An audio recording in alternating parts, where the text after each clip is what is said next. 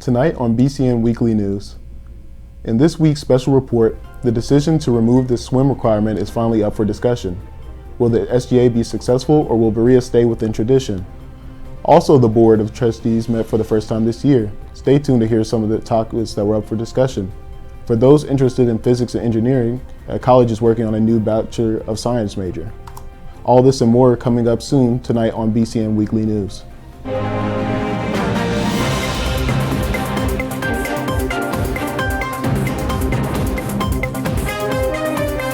Live from BCNR's studio in Berea, Kentucky, this is BCN Weekly News.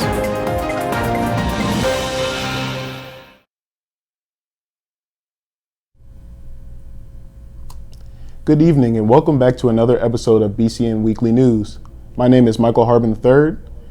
2023 is the year of change, and many of our SGA exception currently removing the swim requirement from Berea's general requirements program is up for debate. Reporter Matt Carmack with more information.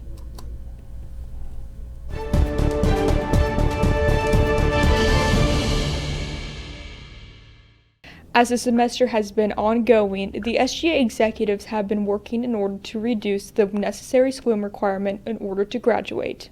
Back in October, the SGA sent out a form to the student body regarding a forum and a survey about the general requirements of BereaCollege. Such issues were addressed concerning GSTR courses and, of course, the swim requirement to graduate. Currently, students must pass a swim test including treading water, jumping off the diving board, swimming on one's back and front across the pool, and more to pass this test. If a student is unable to swim, a .25 credit class is available. According to the results from the survey and forum, a large number of students reject the need for a swim requirement. At the most recent faculty meeting, members of the SGA brought upon this concern, leading it to be discussed at the most recent Board of Trustees meeting. I want to discover some of the reasons that this swim requirement is so frowned upon and what a possible replacement for the swim requirement may be.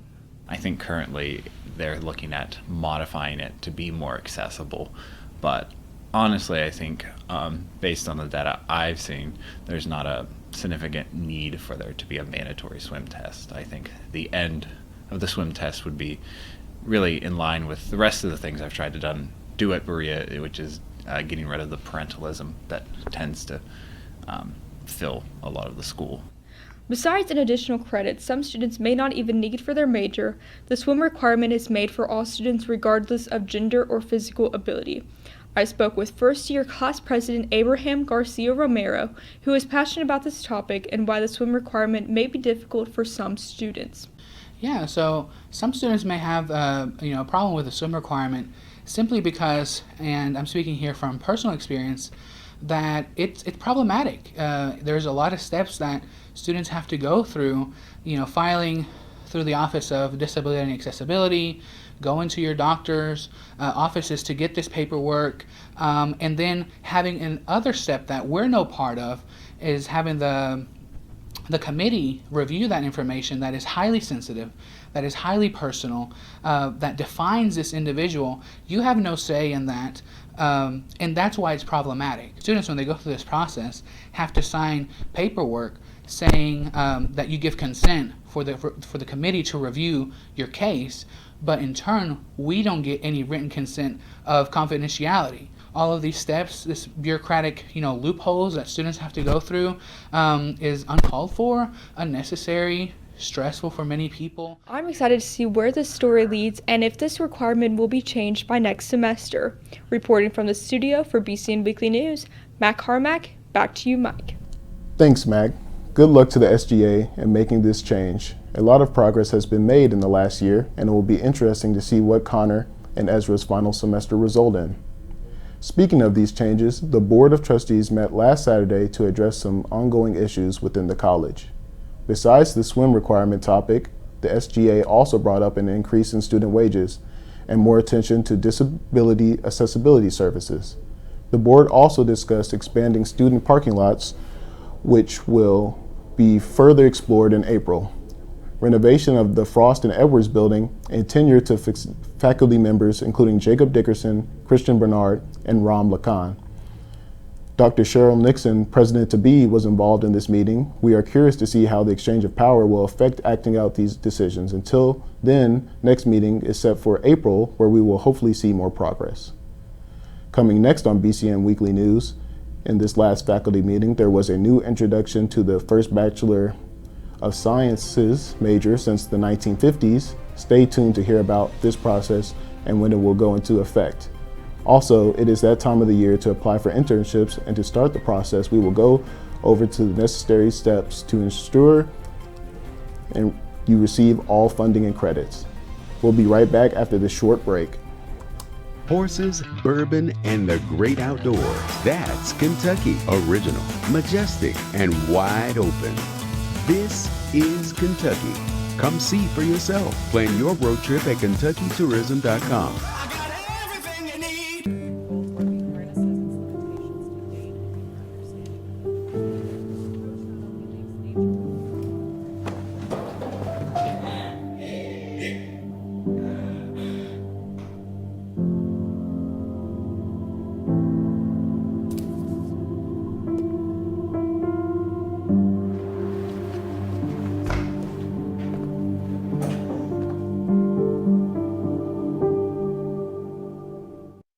Hi, I'm Jimmy Buffett.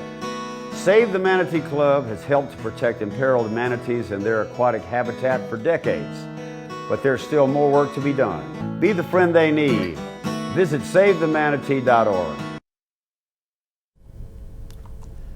Thanks for staying with us. Next semester, a new major in engineering physics will start being offered to those interested in the general physics subfield, replacing the Bachelor of Arts degree in Applied Science and Math. Reporter Amaya Weekly with more.